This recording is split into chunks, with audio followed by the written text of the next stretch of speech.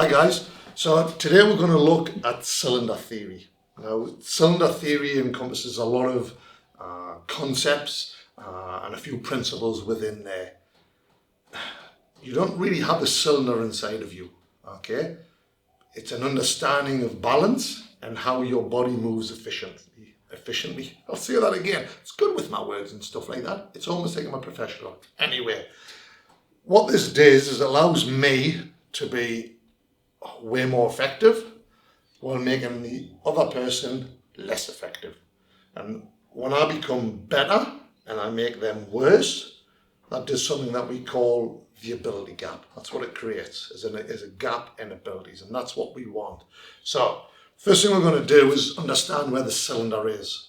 So if I split my body in left to right, I also split my body from front to back. Where those two lines intersect above my head here, that's the cylinder. That's the very center of your body. It's not your spine, okay? But your spine may touch it, but it's not your spine. It's exactly in the middle, left to right and back to front. That's your cylinder. The better you get this and the more you understand it, the smaller it becomes, okay? Within the cylinder, we have spirals. One goes this way and one goes the other way, okay? If I just grab Pete here, well, I'm going to show you some just basic, I would say drills. It's just to sort of prove what it can help you with. So this first one's going to look really stupid and you're going to think he's play acting. So I'm concentrating on where my cylinder is, which really means I'm just concentrating on my balance. Again, I'm not in the lead, I'm just neutral standing here. I'm going to grab Pete by the rather large shoulders in here and I'm just going to move him around a little bit.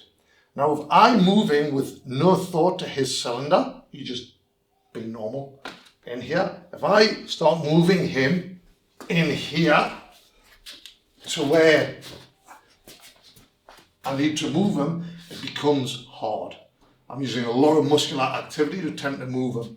If, on the other hand, I think about the cylinder within inside of him as I grab him, then all of a sudden this becomes stupid. I know this is going to look like absolute bullshit, isn't it? It's going to look like absolute bullshit, which is what I love about it. But when you feel it, you know what, you don't even understand then because you're going, I don't know why I'm doing this. I have no idea. It is a bizarre thing. One of the reasons it works so well is because his unconscious system and his conscious system hasn't got a clue what's going on. The energy I'm giving him isn't this energy where he can tense his muscles from me doing it. Even if he tenses everything and I'm thinking of this cylinder, it just doesn't make any difference. Like no difference. So it's just a silly little drill. I'm finished with you, Pete. Come on, get back here, my friend. Within cylinder theory, I want to understand how to rotate. I've probably done this on a couple of my videos, but let's have another look.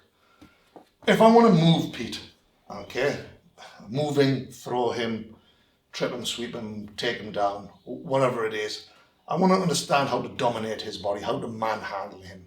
So I have lots of little drills to prove points. So this point here, I'm going to prove that if I grab him here, I can move him here really easily. If I can do that, then grabbing him in here and moving him is easier. This is hard to do.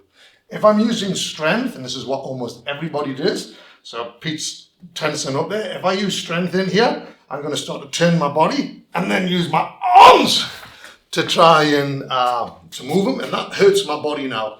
What I have figured out, if I do something incorrectly, what my body deems as incorrect, I get pain almost immediately in my joints. That's my body's way of telling me, we don't do that anymore. That's incorrect. Because when I do it correctly, it doesn't hurt.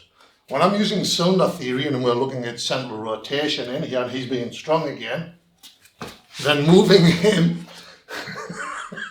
is stupidly easy. And he's a big lad. He's a big muscular dude. Okay, he's not someone little that does not do. He's been doing this a long time. He's a physical guy. But moving him is ridiculously easy. Okay, it's really embarrassing. So understanding where his cylinder is, how I control my cylinder, is really important.